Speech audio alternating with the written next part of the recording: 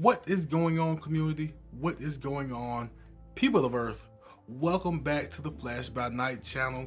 Welcome back to Transformers Tuesday, and welcome back to the OGs, Marvel Transformers issue number 13.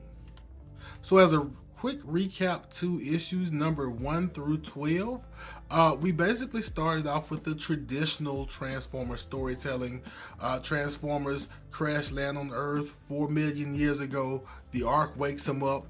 Decepticons and Autobots fight.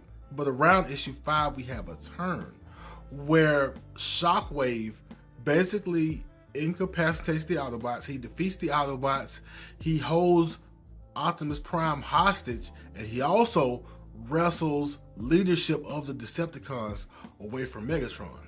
Around issue number 8, because this is important, Megatron gets outsmarted by Ratchet and loses the fight where he falls off a cliff, and we don't see him again throughout the rest of the 12 issues. Of course, issue number 12, the Autobots get Optimus Prime back. Optimus Prime proceeds to take down the Decepticons, and that is where we are now. So in issue number 13, where do we start off? Do we start off with the Autobots figuring out their next moves? Do we start off with the Decepticons and Shockwave figuring out how he's going to come back and how he's going to proceed trying to take down the Autobots and conquer the world? No, we start off with Joey Slick. Now, Joey Slick is basically a debt collector for the mob. He collects this guy Jake Lomax's, debts from other people for him, but Joey Slick has gotten himself in trouble, and so now Jake Lomax has 2 of his goons going to take Joey Slick out. But in the meantime, when they're trying to take Joey Slick out, Joey Slick finds this gun in a ravine. He tries to shoot the gun. Gun doesn't go off. And then he talks. He's kind of talking to himself, but the gun hears him. And that's when the gun ultimately shoots these 2 goons. And so I'm guessing that you can guess that the gun that he picked up is Megatron. Megatron's been in this ravine, not really operating after his fight with Ratchet, but Joey Slick kind of, I guess, somehow revives him, lets him know that he is Megatron, that he's alive, however that works. And so after the goons are shot and Joey gets away, Joey goes back to his hideout, or a hideout, and he's kind of trying to figure out why this gun worked like it worked. Why did it work on command? And that's when we have the gun transform into Megatron and show himself. But this version of Megatron is kind of different. Apparently when he fought Ratchet, when he fell from the cliff, he turned into his gun mode so that he could lessen the blow, lessen the impact, but it did kind of knock some things loose, and he can operate now, but he doesn't have his autonomy. He's robotic, if you could say. And so he lets Joey know that he can't do anything unless commanded, and Joey gets an idea. As you can see here, Lomax is talking to the 2 goons who somehow survived the ray gun blast. I don't know how that works, but it works. And he's giving these goons a second chance, and only a second chance, to come back with Joey Slick, or either not come back with Joey Slick, if you know what I mean. And also you see Joey in the neighborhood, because apparently Joey's not a bad guy. I mean, he does collect debts for the mob, but he is not a terrible person in the neighborhood. The kids look up to him because they think he's super cool. He can throw a football, like maybe he's got a athletic background. He talks to some of the older people in the neighborhood. So he's not a troublemaker in and around where he lives. Soon enough, you are going to have Lomax's goons catch up to Joey, find him in his apartment, and Joey takes off and runs. But Joey finally decides that he's going to use Megatron to his full advantage. And so he has Megatron kind of shoot this water tower and take the guys out. And that's how he makes his escape. He's basically telling Megatron to shoot to help him out. And this opens the doors for Joey to do even more things with his power and with his newfound life. So now, as you can see, Joey is out here robbing supermarkets, shooting at the police. He is robbing banks,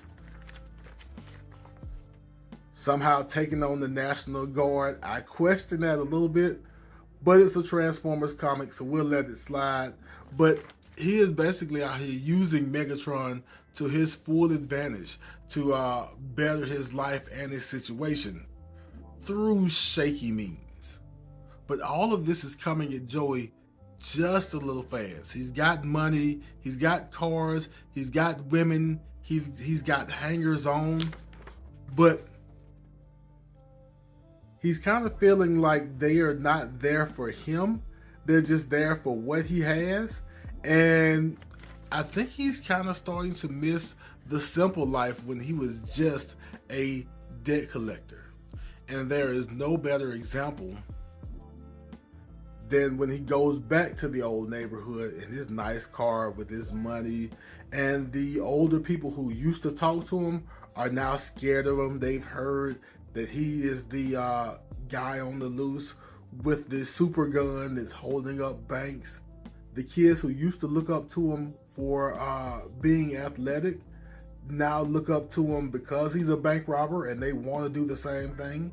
And that's something that Joey can't live with. So he is about to go and confront Mr. Lomax and put all of this to a stop so that either his life can go back to normal or worse. So Joey goes to confront Lomax, but Joey doesn't want to shoot Lomax. Joey wants to fight Lomax. So he tosses his gun aside. Little does he know that the impact from tossing the gun kind of straightens up the things that were jogged loose from Megatron last time he took a fall. And so Megatron transforms into himself and kind of lets everyone present know that he is Megatron and he won't be told what to do. He kind of respects Joey because Joey didn't back down from Megatron even when Megatron was at his full strength. But he tells Joey, "Don't try me again. I will destroy you, fleshling." And then Megatron is off to go and assumedly find his Decepticons and continue with his plans for the Decepticons to conquer the Earth. And that was Marvel's Transformers issue number 13. And it was a nice little issue. It didn't have big ramifications on the Transformers universe. We didn't see anyone else besides Megatron. This was just a nice one-shot to catch us up to what Megatron has been up to since we last saw him in issue number 8. I don't know if this takes place before Shockwave loses control of the Decepticons and loses the fight to Optimus Prime, or if it happens shortly after. But we now have Megatron back at full strength. Shockwave is not at full strength after fighting with Optimus Prime. So we'll see what happens when Megatron goes back to take the throne. I hope you saw something you liked. I hope you enjoyed yourself. If you did enjoy yourself, go ahead, hit that like button. And if you want to keep up with me, catching up with the Transformers, hit the subscribe button, hit the notification bell. Of course, feel free to leave comments. If you missed issues number 1 through 12, I'll put the playlist at the end of the video so that you can catch up with Marvel's Transformers and then catch up with me every Tuesday, if all goes to plan. But as we always do at this time, love yourself, love others, and I will be back in a flash.